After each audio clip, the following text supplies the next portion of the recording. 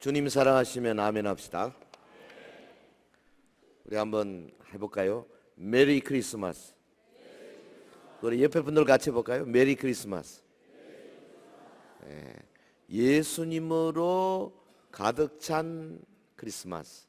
그래서 예수 크리스마스 해볼까요? 예수 크리스마스. 사실은 크리스마스라는 말은 그리스도 마스입니다. 마스, 경배하다. 그리스도를 경배하는 절기예요. 근데 뭐 없죠 뭐. 엉뚱하게 됐어. 요즘은요 미국에서도 메리 크리스마스 말 잘 안 합니다. 뭐 하느냐? 해피 홀리데이, 행복한 휴일, 혹은 뭐 시즌스 그리팅 이런 소리예요. 크리스마스 말도 없어져 버렸어. 왜? 너무 기독교 쪽으로 간다 이래가지고. 아니 당연히 그리스도께서 나신 날을 축하하는 날인데 그만큼 세속화 되어가고 있는 거죠. 사실 2000년 전에 주님 오셨을 때 이스라엘 백성들이 그렇게 메시아를 기다려 놓고도 메시아 못 알아봤어요. 뭐 누가 알았습니까? 끼게 봐야 들에서 양치던 목동 몇 사람 겨우. 그러다가 뭐 성전에서 시몬 안나 알아봤죠. 그러다가 뭐 저기 동방에서 별 따라왔던 박사들 몇 사람, 그게 다예요. 근데 그게 오늘도 마찬가지 같아요. 예수님을 알아보는 사람이 별로 없어. 기다린다고 말을 하면서도 마음속에 예수님이 들어올 방이 없다고요. 여러분 오늘 본문을 통해서 우리 예수님이 마국간 구유에 오신 사실을 누가가 아주 뭐 그냥 평범한 문장으로 썼습니다만은 그 속에 이 하나님의 영감된 말씀이기 때문에 하나님이 우리에게 말씀하고자 하는 의도가 분명히 있습니다. 단어 하나하나, 문장 하나하나, 그 구 하나하나 절대 그냥 넘어갈 수 없는 거거든요. 그래서 오늘 이 말씀을 가지고 구에 오신 예수 그리스도께서 오신 그 상황이 우리에게 주는 의미, 그 다음에 내가 과연 예수님을 맞이할 준비가 되어 있는가, 이런 것들을 함께 살펴보는 시간이 되면 좋겠습니다. 한 번 더 해볼까요? 예수 크리스마스. 저는 이 구호가 너무 좋아. 크라이스트 필드 크리스마스. 그리스도로 가득 찬 크리스마스. 이게 돼야 되는데. 자, 본문에서 보여주는 첫 번째가 뭐냐 하면 여관에 있을 곳이 없었어요. 옛날 성경에는 사관에 있을 곳이 없었다 그랬습니다. 있을 곳이 없었어요. 누가가 이렇게 기록했습니다. 이 기록한 것을 자세히 한번 들여다보시기 바랍니다. 7절 같이 할까요? 시작. 첫 아들을 낳아 강보로 싸서 구유에 누웠으니 이는 여관에 있을 곳이 없음이러라. 여관, 사관. 헬라말로는 카타리마. 그 요즘 같으면은 여인숙 정도 되는 것 같아요. 영어로는 인이라고는 있죠. 뭐 흐름하죠. 뭐 볼 것 없죠. 여인숙에 있을 곳이 없었다. 그렇게 표현했어요. 자, 오늘 본문이 나오는 그 문맥을 한번 보겠습니다. 이 누가복음 2장 1절에서부터 시작된 이 문맥을 보면 로마의 황제 시저 아우구스토가 칙령을 내렸죠. 모든 로마 사람들은 다 뭐 해라? 자기 본적지에 가가지고 호적해라. 뭘 위함이겠습니까? 세금 거두려고 하는 거죠. 그런데 여기 누가복음 2장 1절 보세요. 그때에 가이사 아구스토가 영을 내려 천하로 다 호적하라 하였으니, 이 가이사는 시저란 말입니다. 아우구스토는 아우구스투스. 아우구스투스 시저가 호정령을 내린 것은 로마 역사에 딱 나와 있습니다. BC 4년 정확해요. 왜 성경에 이 역사적인 것을 기록한 줄 아십니까? 예수님이 오신 것이 무슨 추상적으로 그냥 영어로 아니다 이 말이죠. 인류의 역사의 어느 분기점에 정확한 날과 시를 따라서 오셨다. 역사적인 사실이다. 이걸 보여주는 거 아니겠습니까? 같이 해봅시다. 역사적 사건. 예수님이 오신 것은 역사적인 사건이에요. 요즘 자유로운 신학자들이 뭐 예수님이 뭐 무슨 뭐 역사적 인물이 아니다. 뭐 있다고 말하는 사람들이 있어요. 근데 그런 사람들이 왜 예수님에 대해서 연구하는지 알다가도 모르겠어요. 참 웃기는 사람들이 많아요. 우리는 성경 기록이 하나하나가 다 영감된 하나님의 말씀이고 진리인 줄로 믿습니다. 자, 보세요. 2절에 이 호적은 구레뇨가 수리아 총독되었을 때에 처음 한 것이다. 예, 구레뇨라는 사람, 구레뇨, 퀴리니우스라는 사람이 시리아에 총독된 것은 역사에 딱 나와 있어요. 그것도 호적, 이게 처음 한 것이다. BC 4년에 예수님이 태어난 것이 그러니까 AD 제로가 아니고 아마 4년 전에 로마 달력으로만 해서 그러니까 지금부터 지금 2019년이죠. 그러니까 지금으로부터 아마 2020 한 3년 전에 태어났다. 보통 우리가 이렇게 말할 수가 있겠죠. 근데 이때 요셉이 마리아와 아직 정식 결혼도 안 했을 때입니다. 약혼 정도죠. 그런데 마리아 갑자기 배가 부르기 시작한 거예요. 큰일 났다. 그 당시 같으면은 여자가 결혼하기 전에 애를 뵈면 그 마을에 알려지게 되면 여자를 데리고 나가서 절벽 같은 데 가서 돌로 쳐 죽여도 돼요. 요즘은 뭐 오히려 거꾸로 막 TV에 나오고 막 그냥 축하받고 막 이러는 망할 세상이 되어가고 있는데 그때는 안 그랬어요. 아주 이 여자분들이 정숙해야 되고요. 결혼 전에 절대 안 되는 겁니다. 예, 그게 다 하나님의 뜻이고요. 근데 요셉이 의로운 사람이라 그 마리아 그냥 조용히 끊고자 했죠. 조용히 파혼하려고 했죠. 그런데 성령님이 오셔가지고 그 성령으로 잉태된 거다. 마리아 데려오기를 무서워 말라. 그래서 요셉이 데려와서 같이 살면서 애기 낳을 때까지는 부부관계를 안 했다. 성경에 그렇게 되어 있습니다. 그런데 갑자기 로마 황제의 칙령이 온 거죠. 요셉이 지금 어디 살고 있는 겁니까? 저 북쪽 갈릴리 나사렛에 살고 있어요.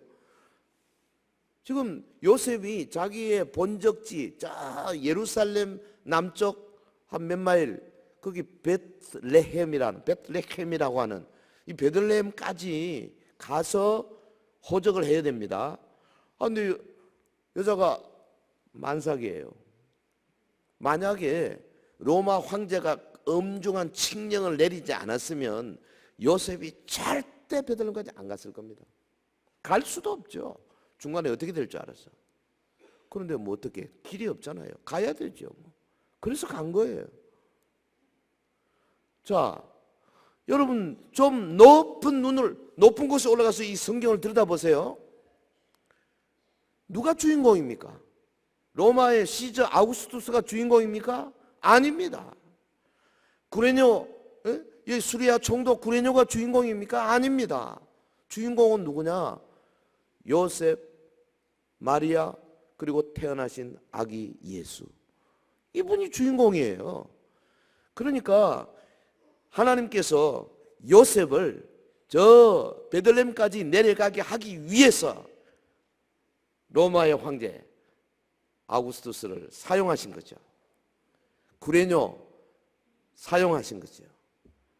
그 요셉과 마리아 아마 나귀 끌고 갔겠죠. 한 일주일은 걸렸을걸요. 걸어가면. 여러분 성경을 잘 보시면 주인공이 누구냐? 예수님이 주인공이고 오늘 같으면 성령님이 오셔서 함께 역사하시는 교회가 이 세상의 주인공인 줄 믿습니다. 트럼프가 주인공이 아니에요. 시진핑이 아니라니까. 문재인이 아니에요. 김정은이가 아닙니다. 교회가 주인공입니다. 하나님의 백성들이 주인공입니다. 걱정 마요. 하나님의 백성들을 하나님께서 사용하시기 위해서 뭐 트럼프든지 영국의 수상이든지 프랑스지 뭐 시진핑이든지 뭐 푸틴이든지 김정은이든지 뭐 문재인이든지 뭐 다 장기판의 쫄이에요. 그 사람들은 다 하나님께서 그냥 필요하면 차포 뭐 말 막 상 쫄이에요. 쫄 믿습니까? 그걸 가르쳐 주려고 누가복음 2장을 써놨다니까요. 우리가요 이 땅에 살면서 주인공 의식이 있어야 돼요. 우리가 주연이에요. 조연은 저것들이 조연이야. 저것들이. 근데 지금 주인공이 조연 밑에 가가지고 이제 난리를 치고 있어요. 지금 우리나라는 현재 완전히 뒤바뀌어 있는 상태예요. 여러분, 하나님은 주의 백성들을 위하여서 정부도 사용하고 무슨 대기업도 사용하고 다 사용하십니다. 그리고 사용하다가 사용 어느 정도 하면 버려요. 하나님이 하는 방법이에요. 바벨론을 들어서 사용하고 느부갓네살을 들어 사용하고 버렸어요. 예? 여러분, 알렉산더를 들어 사용하고 버렸어요. 그리고 뭐 보세요. 메데, 파사, 헬라, 그다음에 로마 다 사용하시고 때가 되면 버리시고. 그러나 하나님의 백성들은 면면히 하나님의 뜻을 이 땅에 이루기 위해서 사용하고 계신 줄 믿습니다. 그런데 와서 보니까, 베들레헴 와서 보니까 방이 없어. 지금 여자는 만삭이고, 그런데 갑자기 막 통증이 오고 큰일 났어. 어떻게 해야 되나? 하는 수 없이 마구간, 그 짐승이 있는 곳 아닙니까? 거기서 아기를 해산할 수밖에 없게 되었다. 이는 여관에 있을 곳이 없었음이라. 아주 평범한 표현이지만은 이 말은 예수님을 맞이할 여유가 없는 인간들의 마음을 상징적으로 묘사하고 있는 거죠. 저는 성경이 거의 모든 것이 상징으로 되어 있다고 생각해요. 있을 곳이 없었음이라.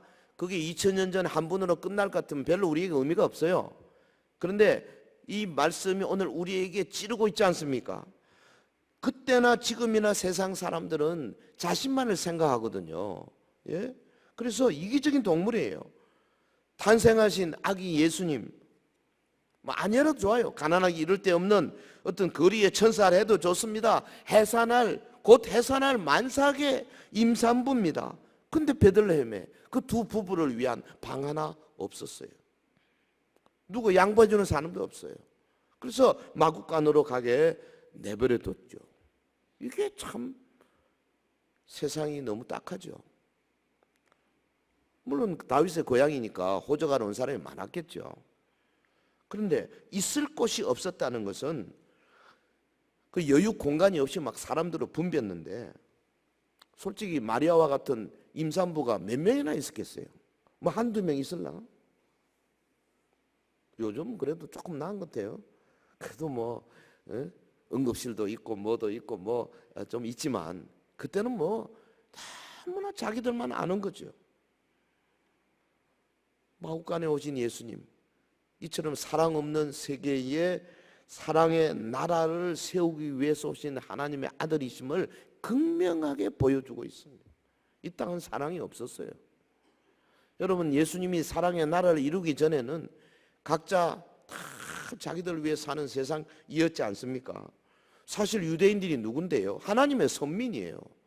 하나님의 율법대로 살려고 한다는 사람들 아닙니까? 율법이 뭐라 그랬습니까? 내 형제가 가난하게 되어 빈손으로 내 곁에 있거든 너는 그를 도와 거류민이나 동거인처럼 너와 함께 생활하게 하라.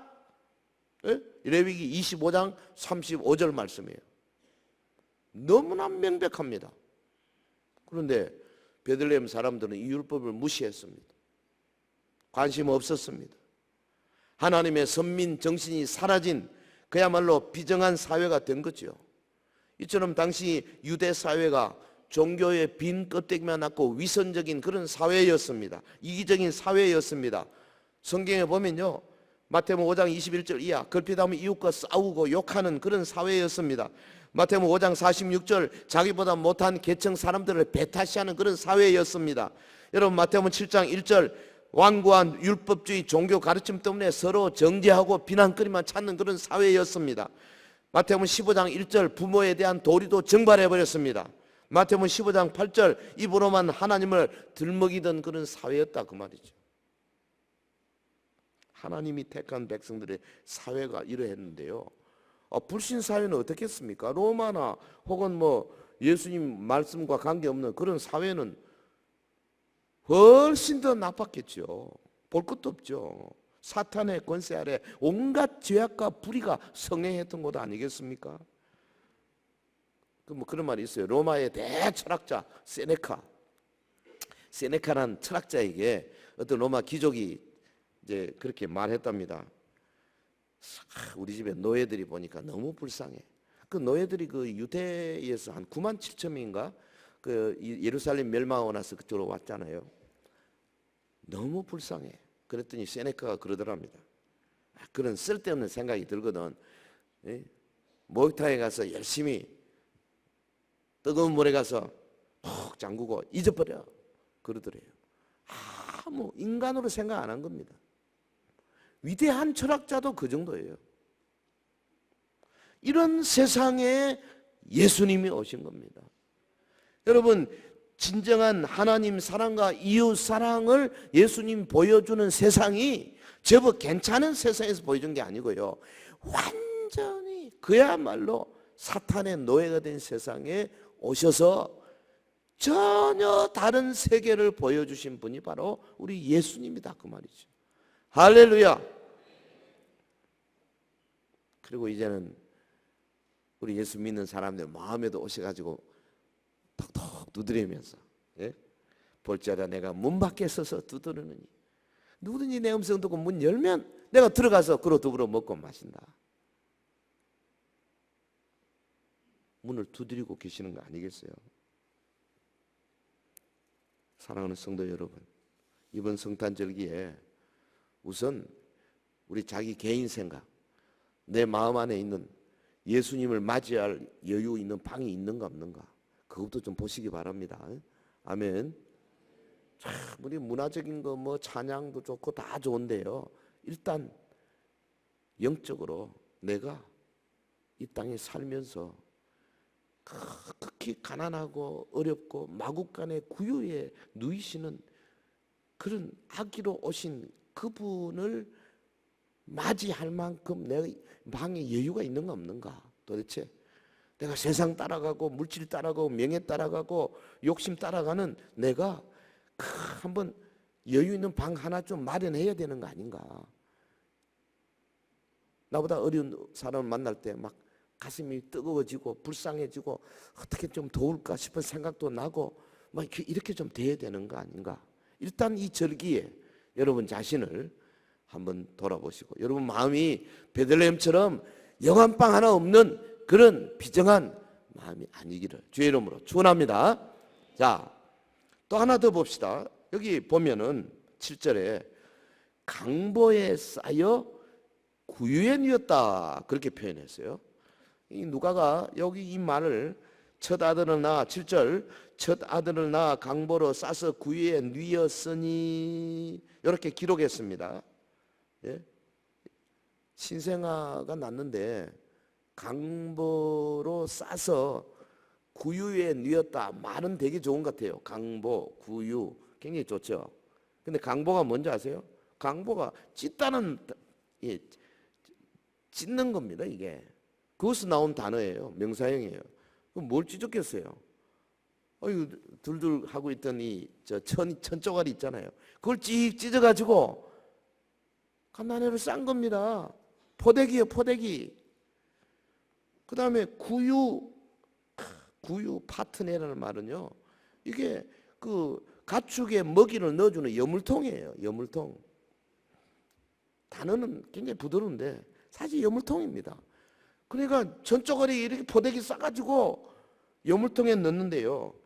지금 첫 아들을 낳아의 주어는 여자입니다. 당연히 여자가 낳았죠. 마리아입니다. 근데 그 다음에 and 강보로 쌌다. 이것도 주어가 여자예요. 누가 쌌어요? 마리아가 싼 거예요.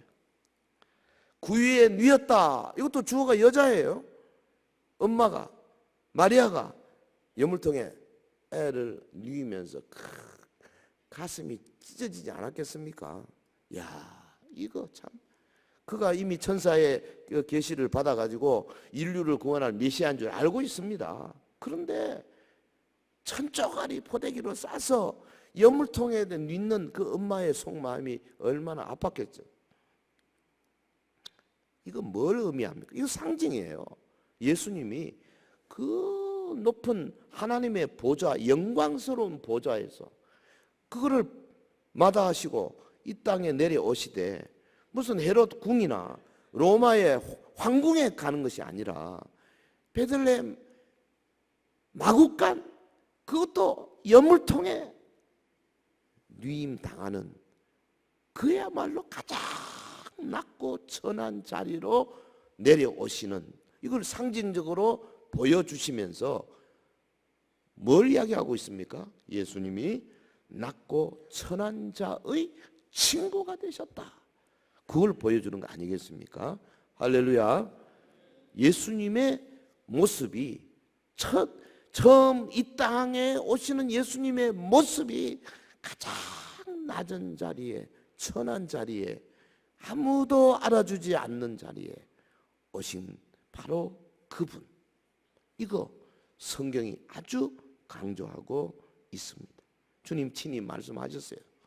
마가복음 10장 45절에 보면 인자가 온 것은 섬김을 받으려 함이 아니고 도리어 섬기려 하고 자기 목숨을 많은 사람의 대속물로 주려 했다. 할렐루야. 그 미국에 제가 그 노스캐롤라이나의 샬롯이라는 곳에 가본 적이 있는데요. 주일 됐어요. 제가 아직 그 회사 생활할 때입니다. 현대에 있을 때인데요. 그 가서 보니까 주일날 어디 예배를 드리러 가야 되겠다. 그래서 이제 그 호텔에 가서 물어봤어요. 요 근처 가까운 장로 교회가 어디 있습니까? 그 프레스비테리안 처치를 가봤어요. 그래서 이제 그 택시를 타고 갔어요. 가서 보니까 한 1,500명 많은 성도들이 모인 교회인데 바깥에 그냥 주차장이 엄청 컸어요. 근데 아무도 없는 거예요. 예배 시작 한 5분 정도 지났을 때인 것 같아요. 그 이제 문을 열고 들어가니까 가득 찼더라고. 그래서 어디에 앉을까 하고 한쪽 이제 이렇게 그 자리에 하나 빈자리에 있어 앉았습니다. 잠깐 기도를 하고 눈을 떠서 이렇게 쳐다보니까 그 교회의 위치가 어디냐면 샬롯의 그 가장 중심가에 중구예요. 중구. 말하자면 우리 대도시 중심은 대개 흑인들이 살아요. 백인들은 바깥으로 다 나가서 비싼 동네 가서 살고, 뉴욕도 마찬가지예요. 흑인들이 사는데 교회 가서 보니까 한 1,000명이 넘는 성도들이 쭉 돌아보니까 전부 백인이더라고. 네. 백인 아닌 사람이 딱 한 사람 보여요. 그게 누구냐? 저였어요. 네. 이상하다. 이게 흑인 동네인데 어떻게 백인만 있는가?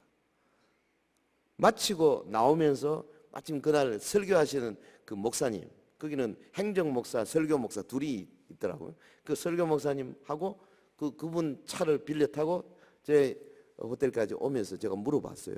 그런저런 이야기를 해봤는데 흑인이 한 명도 없어요. 흑인이 못 들어와요. 요즘은 모르겠습니다. 좀 많이 바뀌었죠. 뭐 몇십 년 전 이야기니까. 근데 그런 이야기가 있어요. 미국의 어느 화려한 예배당인데 한 흑인 여인이 성탄절 예배를 드리러 갔다가 쫓겨났어요. 그래서 이제 바깥에 벤치에 앉아가지고 막 울고 있는 겁니다. 그랬더니 어떤 누군가 어깨를 탁탁 두드리면서 왜 울고 있냐. 예, 제가 이렇게 저렇게 해서요. 예배도 못 드리고 밖에 쫓겨났습니다. 그랬더니 그분이 그러더래요. 나도 너처럼 쫓겨났다. 그래서 여자가 놀라서 쳐다보니까 예수님이더래요. 뭐 지어낸 이야기지만 예수님이 쫓겨난 교회가 많아요. 지금 왜? 그 예수님이 이 땅에 오신 가장 낮고 천한 자리로 오신 것에 대해서 교회가 동의하지 못하고 이 세속적으로 나가고 세상의 명예와 유혹과 돈과 이런 것도 찾아가는 교회는 예수님이 오실 수가 없는 교회죠. 예수님이 얼마나 부자입니까? 창조주시잖아요. 만왕의 왕이시잖아요. 예수님보다 더 큰 부자가 없어요. 하지만 그는 스스로 자원하여 비천한 우리의 구세주가 되시고 친구가 되시기 위해서 낮고 천한 자리로 오신 거죠. 그뿐입니까? 어릴 때 한 번 그러고 말았습니까? 그렇지 않습니다. 일생 동안 그는 비천하게 가난하게 사셨어요. 예? 도대체 예수님은 마지막까지 자기가 가진 것이 아무것도 없었어요. 여우도 굴이 있고 뭐 공중에 새도 집이 있는데 인자는 뭐가 없다? 머리 둘 곳이 없다. 집이 없어요. 두 다리 쭉 뻗고 주무실 그런 온돌방이 없었다고 말이에요. 보십시오. 예수님은 자신의 소유를 가진 적이 없어요. 자기 이름으로 은행에 구장 하나 없었어요. 자기 이름으로 쓴 책 하나 없었어요. 무슨 자기 명의로 된 어떤 부동산 하나 없었어요. 주님 예루살렘에 입성하실 때 나귀를 빌려 타시지 않습니까? 예수님이 예루살렘에 입성한 사건은 이미 스가랴 선지자를 통해서 수백 년 전에 예언된 사건입니다. 엄청 중요한 사건이에요.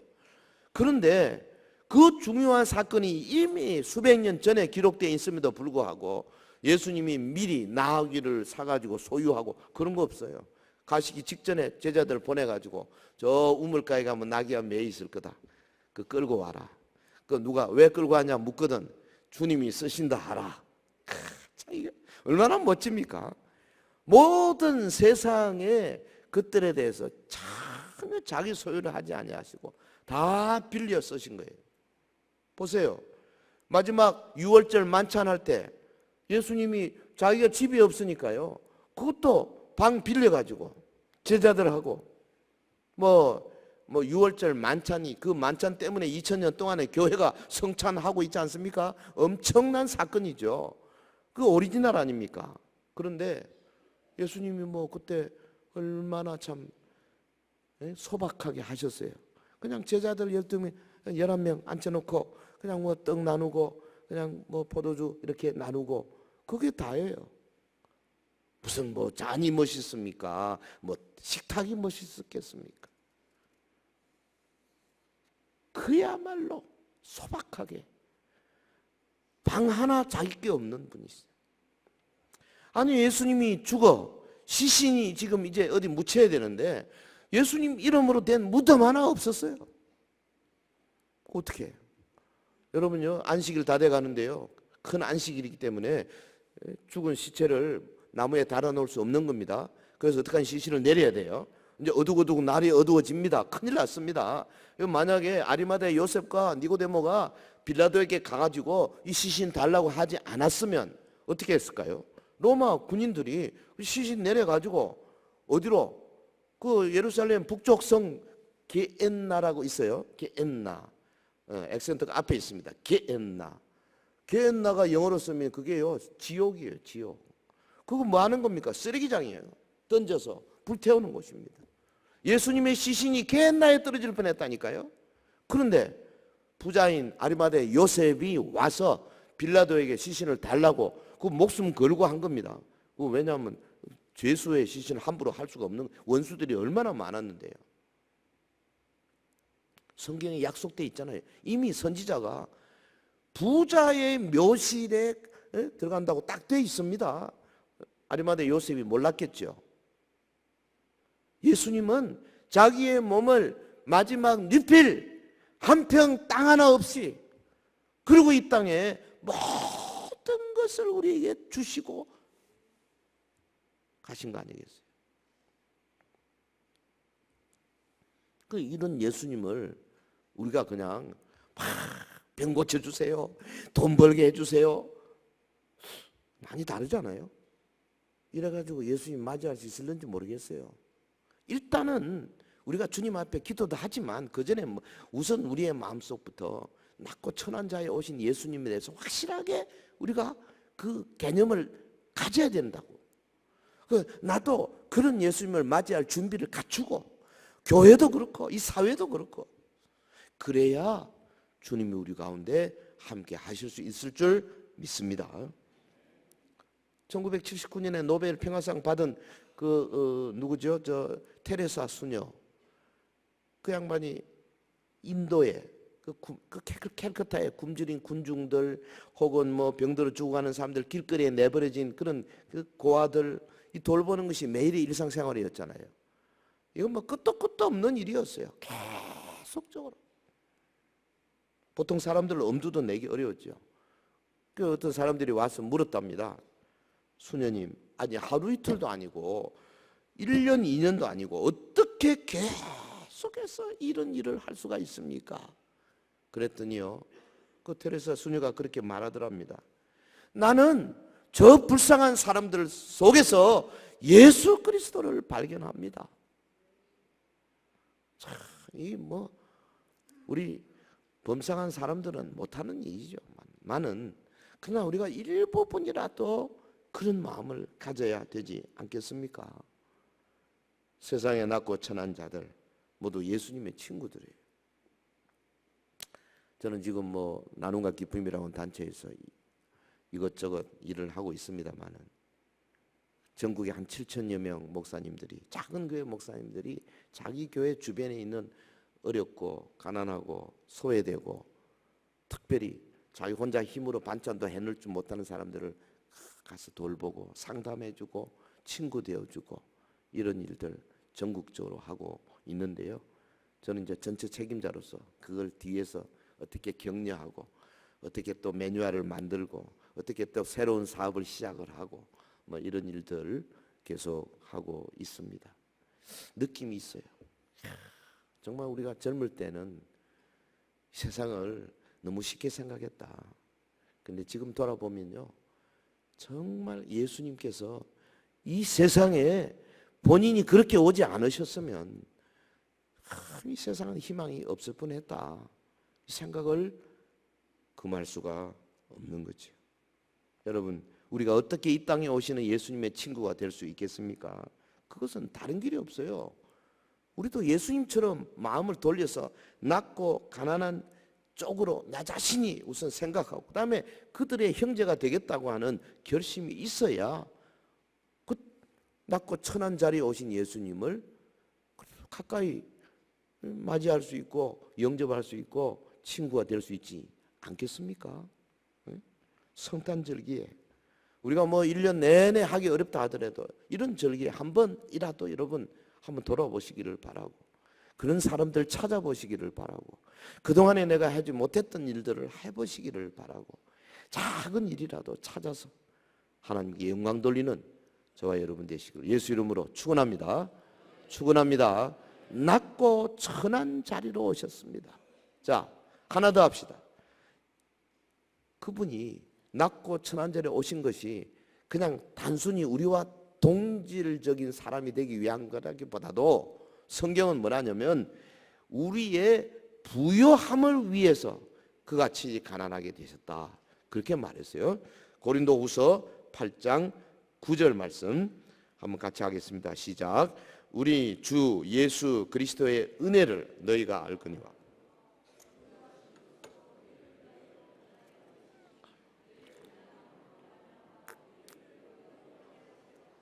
네, 놀라운 구절 아닙니까?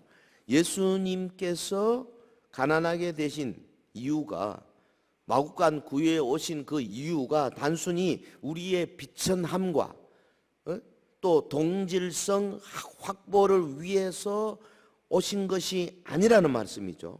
본래 부요하신 분이 가난하게 되신 것은 가난한 자를 부요하게 하기 위함이다. 굉장한 소망의 말씀이에요. 저와 여러분이 예수님을 따르는 자가 되면 예수님이 우리를 영광스럽게 부요하게 만들어 주신다는 말씀이죠. 믿으시면 아멘. 예수님이 태어나신 장소는 냄새난 마구간이었어요. 하지만 거기에 하나님의 영광이 사실 드러난 겁니다. 예수님이 태어난 바로 그날 전 세계 모든 이 땅에 가장 하나님의 영광이 크게 드러나는 곳이 바로 그 마구간이었어요.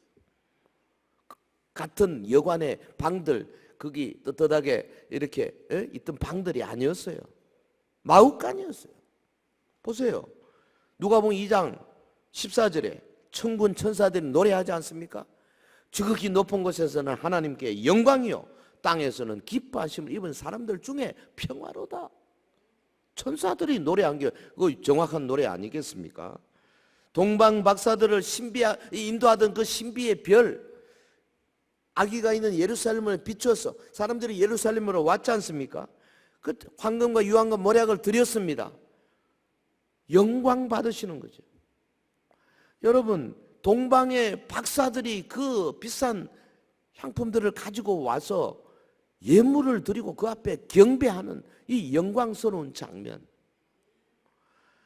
지극히 낮은 자리에 오셨지만은 사실은 예수님이 가는 곳곳마다 하나님의 영광이 드러났어요. 여러분 보세요. 갈릴리 가나 혼인잔치집에 예수님이 가셨습니다. 물을 포도주로 만드심을 통해서 하나님의 큰 영광이 드러나. 예수님의 말씀을 듣기 위해서 광야로 수천 명이 몰려왔습니다. 하나님의 말씀을 외치실 때에 하나님의 영광이 크게 드러날 뿐 아니라 오병이어의 기적을 통해서 하나님의 영광이 엄청나게 드러났어요. 오죽하면 사람들이 막 예수님을 임금으로 삼으려고 했겠습니까? 예수님이 가는 곳곳마다 하나님의 영광이 드러나고 오늘날 주님을 제대로 믿는 성도들이 가는 곳곳마다 하나님의 영광이 드러나는 것이 자연스러운 일인 줄 믿습니다.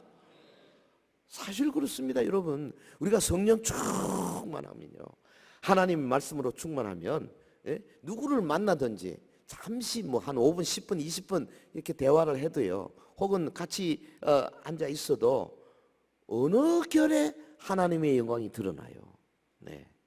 그래서 그 영광이 드러나는 곳에 같이 있던 사람들은요, 그 영혼에 뭔가 자극을 받습니다. 그 돌아서서 뭐라 그럽니까? 아까 그분이 그 말할 때 내 가슴이 막 뜨거워더라, 이런 이야기 해요.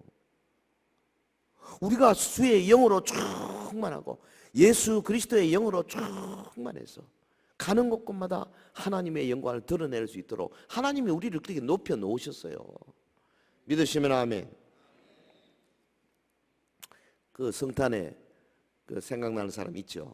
그 징글벨 노래 만든 사람 존 파이어폰트, 뭐 피어폰트라고도 하더라고요. 이 양반이 사실은 세상 사람 보기에는 완전히 실패자예요. 사람이 너무 좋아. 예수님 믿는 믿음이 아주 좋았던 것 같아요. 그 할아버지가 설립한 예일대학, 그 예일대학 나왔어요. 공부 잘했죠. 교사라는 직업을 가지고 열심히 가르쳤는데 학생들에게 너무 너그럽게 대했다는 이유로 실패했어요. 변호사가 됐습니다. 변호사도 실패했어요. 왜? 그 찾아오는 그 고객들에게 너무 너그럽고 정의감이 투철해서 돈을 못 벌었어요. 네. 사업가로도 실패했습니다. 물건값을 제대로 받아야 되는데 이게 사람이 너무 좋아가지고 제대로 받지를 못해가 깎고 다 깎여가지고 또 실패했어요. 외상을 너무 잘 줬대요. 정치가로도 실패했어요. 노예 제도 폐지당 후보로 출마했는데 낙선이었어요. 실패를 거듭한 존 파이어폰트. 그런데요, 그가 일생 동안 예수님처럼 살려고 몸부림치는 사이에 그 주변의 많은 사람들에게 상당히 많은 것들을 영향을 줬다 그러잖아요. 예를 들어서 뭐 패배라고 믿었던 당시의 일들, 교육 개혁, 또 소송 절차 개선, 또 신용거래법 개정, 노예제도 완전히 폐지, 뭐 이런 여러 면에서 이 파이어폰트의 역할이 상당히 많았다. 후대 사람들이 그렇게 이야기를 합니다. 그리고 특히 우리에게 남긴 좋은 기념품이 있어요. 그게 징글벨이에요. 예. 알죠? Dashing through the snow in a one-horse open sleigh, over the fields we go, laughing all the 징글벨 징글벨. 수십억의 사람들이 이거 노래하잖아요. 그만하면 됐죠. 저도 이런 노래 하나 잘 지어가지고 몇십억 사람이 할 수 있는 거 했으면 얼마나 좋았겠나 싶은데 뭐 재주가 없으니까 그건 안 되는 거고. 성공한 인간이 된 거예요. 여러분 장관 되고 대통령 되고 뭐 되고 재벌 되고 성공한 거 아닙니다. 아직 끝을 봐야 돼요. 마지막 가는 길에 그림자를 들이우고 마지막 역사의 무대에 사라지는 모습을 보면서 우리 주변에 뒤따라가는 사람들이 야 그는 성공한 사람이다 이래야 된다고. 젊을 때 한참 나갈 때 잘한 것 같아도요 어떻게 될지 몰라요. 지금 우리 주변에 그런 사람 많잖아요. 마지막 그림자가 영 그냥 안 좋은 사람들이 많아. 왜? 그 마음속에 예수 그리스도의 정신으로 끝까지 가야 되는데 그게 안 돼서 그런 거 아니겠어요? 욕심 때문에, 명예욕 때문에, 돈 때문에 뭐 이런 것 때문이죠. 뭐 남보다 더 어떻게 잘해보려고 하는 그런 아주 자기 이기심 이런 것 때문 아니겠어요? 우리가 진정으로 낮고 천한 자리에 오신 예수님을 모신 자라면 하나님께서요 우리의 이런 정신으로 사는 삶을 통해서 우리를 영광스럽게 만들어 주실 줄 믿습니다. 이 성탄절에 오면 꼭 기억하시기를 바랍니다. 사도 베드로가 그렇지 않습니까? 우리 심령 안에 예수님이 임재할 때 어마어마한 영광스러움, 기쁨, 즐거움 이런 것들이 넘친다. 그 기쁨과 즐거움이 넘치는 사람이 주변의 사람들에게 좋은 영향을 안 미치겠습니까? 그래서 주변의 사람들을 아주 옳은 대로 인도해 가는데 의도하든 안 하든 그렇게 되게 돼 있어요. 모르겠어요. 저는 뭐 어떤지 모르겠는데 나름대로 열심히 하고 있습니다만은 쉽지는 않아요. 예. 베드로가 그랬어요. 예수님을 너희가 보지 못했으나 사랑하는도다. 이제도 보지 못하지만 믿고 그분을 믿고 말할 수 없는 영광스러운 즐거움으로 기뻐한다. 예? 우리가 말할 수 없는 즐거움으로 기뻐하는 삶을 사는 거예요. 말할 수 없는 unspeakable joy로 사는 거라고 말이죠. 그게 우리 그리스도인의 삶이에요. 할렐루야. 무슨 세상 사람들이 뭐 그냥 부러워하는 어떤 직책, 어떤 뭐 재산의 소유, 명예, 물론 뭐 나쁜 건 아닙니다. 열심히 잘 하십시오. 하지만 그게 우리의 목표가 될 때 여러분 마지막 가는 그림자는 별로 깨끗하지 않을 겁니다. 그렇게 되게 돼 있어요. 구조가. 예수님처럼 살려고 몸부림치셔야 돼요. 사랑하는 성도 여러분, 이제 며칠이면 크리스마스입니다. 세상은 자본주의에서 솟아난 만몬 의식으로 성탄절을 도배해버린 지 오래됐어요. 요란하고 야단스러운 구경거리들은 즐비하지만 정작 크리스마스의 주인공은 안 보여. 크리스마스 주인공은 그리스도라니까요. 여러분 명심하셔야 됩니다. 승천하신 주님은 이제 곧 구름을 타시고 우리 가운데 천군 천사들과 함께 오실 것입니다. 그 주님이 오시는 그날이 언젠지는 모르지만 그날까지 우리는 세상의 마지막 때에 살고 있으니까 훨씬 옛날 분들보다 가까이 있죠. 하지만 주님이 우리가 지금 살고 있는 여기 주님이 오시는 요 기간 동안에 보혜사 성령께서 예수 영으로 오셔서 우리와 함께 하시지 않습니까? 그분이 우리 속에 끊임없이 사회의 가장 그늘진 사람에게 관심을 가지도록 말씀하시고 특별히 구약 성경에 자주 말한 것처럼 나그네와 고아와 과부와 레위인들을 귀하게 여기고 그들을 돌아보라 하고 말씀한, 그것도 수십 번 말씀하신 것처럼 오늘 이 시대 21세기에 객과 고아와 과부와 레위인들이 누굽니까?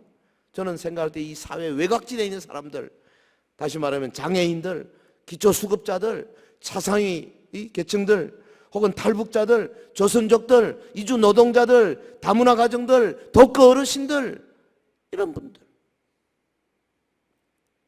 교회가 절대 외면할 수 없는, 그래서는 안 되는, 항상 생각하고 내년 또 예산 세우실 때 많은 부분을 그런 쪽으로 예산을 세워주시고, 그걸 위해서 이 사역하는 분들을 여러분이 개인적으로도 많이 도우시고 그래야 된다 그 말이에요. 내가 직접 하지는 못할지언정 그렇게라도 해야 됩니다.